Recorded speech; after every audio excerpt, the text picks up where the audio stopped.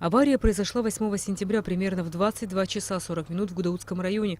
По предварительным данным, предоставленным отделом информации и общественных связей Министерства внутренних дел, Хаджарат Тарсман, 1996 года рождения, житель села Звандры Гудаутского района, в нарушение правил дорожного движения, управляя транспортным средством автомобилем марки ВАЗ-2109, как потом выяснилось, без водительского удостоверения и документов, подтверждающих право владения автотранспортом, двигаясь по республиканской трассе Псоунгур со стороны Гудауты по направлению Гагры на 17-м километре от поста Гаибамбора в районе села Блабурха Гудаутского района совершил столкновение с принадлежащей аппарату Кабинета министров страны автомашиной марки Toyota Camry под управлением водителя Батала Бгеу, двигающегося в составе колонны транспортных средств государственного аппарата с пассажиром премьер-министром Геннадием Гагуля в сопровождении представителя службы государственной охраны Алхаса Джелия.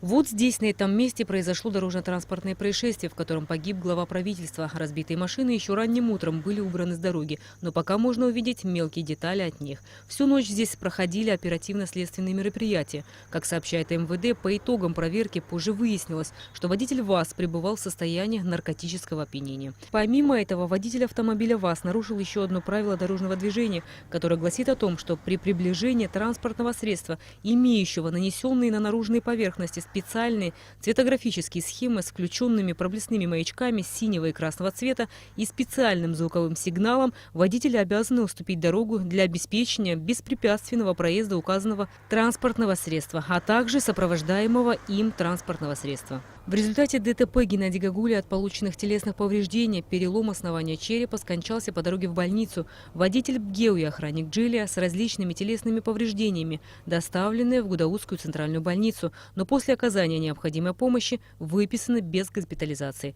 В воскресенье министр внутренних дел Гарри Ашба провел брифинг, на котором сообщил, что по факту ДТП, в котором погиб премьер-министр, возбуждено уголовное дело.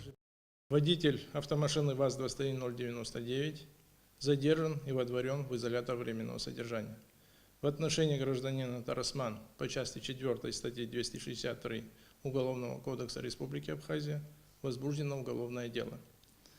Это нарушение правил дорожного движения и эксплуатация транспортных средств лицом, находящимся в состоянии опьянения, повлекшее по неосторожности смерть человека. Сегодня был созван Совет безопасности Республики Абхазия, где присутствовали весь блок силовых структур. Совет безопасности был направлен на то, что однозначно необходимо будет усилить борьбу с теми нарушениями, которые на сегодняшний день проходят на наших дорогах, провести выборку всех автомашин, которые на сегодняшний день находятся на дорогах Республики Абхазия, нарушение тех технических требований, а также провести выборку тех лиц на сегодняшний день, которые владеют водительскими удостоверениями. Санкция Уголовного кодекса Республики за совершение данного преступления – наказание на срок от 7 до 10 лет лишения свободы с лишением права управлять транспортными средствами до 3 лет.